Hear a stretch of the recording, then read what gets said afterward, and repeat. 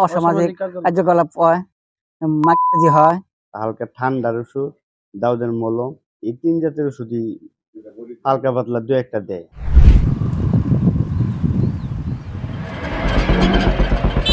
ব্রহ্মপুত্র নদের তীর ঘেঁষা চরাঞ্চলবাসীর স্বাস্থ্যসেবা নিশ্চিতে ২০০৬ সালে বিএনপি জামাতের শাসনামলে চরাঞ্চল ২০ শয্যার এ হাসপাতালটি নির্মাণ করে দেয় তৎকালীন প্রধানমন্ত্রী বেগম খালেদা জিয়া। কিন্তু বিএনপি ক্ষমতা হারানোর পর তত্ত্বাবধায়ক সরকার এবং পরবর্তী সময়ে আওয়ামী লীগ ক্ষমতায় আসে।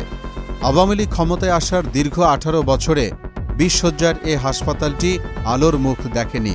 কোনো রকম চিকিৎসা সেবা এখান থেকে পাননি এলাকাবাসী, বরং ডাক্তার ও স্টাফদের জন্য নির্মিত আবাসিক ভবনগুলোতে চলেছে মাদক আর অসামাজিক কার্যকলাপ। বিভিন্ন রকম অসামাজিক কার্যকলাপ হয়, মাঝে হয়, মদের আড্ডাখানা, তারপরে বিভিন্ন আয়নাঘরের যেরকম সেল আছে, এই নম্বর একটা সেল আছে, বিভিন্ন নিপীড়িত হয়। ডাক্তার সহ ৩য় শ্রেণী ৪র্থ শ্রেণীর লোক যে থাকার জন্য কোয়ার্টার আছে, কোনো কিছু অভাব নাই। আপনার ভিতরে গেলে দেখতে পাবেন সবই আছে, কিন্তু আজকে অকেজো সবগুলি মুছে পড়ে যেতে থাকে, কাজগুলি ভেঙে যাচ্ছে, কোনো তদারকি নাই, কোনো দেখার লোক নাই। ময়মনসিংহ সদর উপজেলার পরাণগঞ্জের এ হাসপাতাল ঘুরে দেখা যায় একজন চিকিৎসক দিয়ে চলছে বহির্বিভাগ।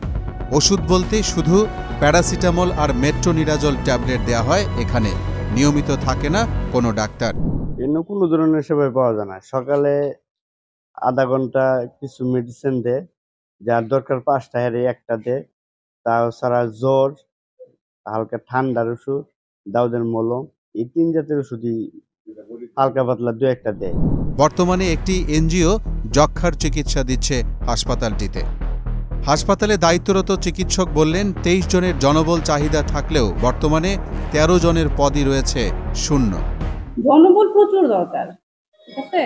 এখানে ডাক্তার দরকার, নার্স দরকার, প্যাথোলজি বিভাগ দরকার, ইনডোরের সার্ভিস দেওয়ার লোক দরকার, আয়া দরকার, ৩য় শ্রেণী ৪র্থ শ্রেণী অনেক লোক দরকার, এগুলো এখানে নাই। দীর্ঘ ১৮ বছরেও হাসপাতালটি পূর্ণতা না পাওয়ায় ক্ষোভ প্রকাশ করে পরাণগঞ্জ ইউনিয়নের সাবেক চেয়ারম্যান সহ এলাকাবাসীর দাবি দ্রুত হাসপাতালটি যেন চালু করে দেয়া হয়। আর সব জেনে উপজেলা স্বাস্থ্য কর্মকর্তা ডাক্তার মোহাম্মদ শাহজাহান কবির আশা করেন আগামী ১ থেকে ১.৫ বছরের মধ্যেই হাসপাতালটি পূর্ণাঙ্গভাবে চালু হবে।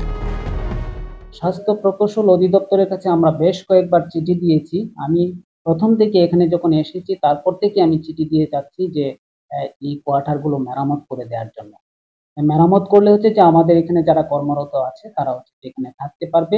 এখানে যদি মানুষজন থাকে তাহলে হচ্ছে যে এই বিল্ডিংগুলো সুন্দর থাকবে। কিন্তু এখন পর্যন্ত তারা এই কোয়ার্টারগুলো আমাকে মেরামত করে দিতে পারে নাই। কবে নাগাদ এই হাসপাতালটা পূর্ণতা পেতে পারে?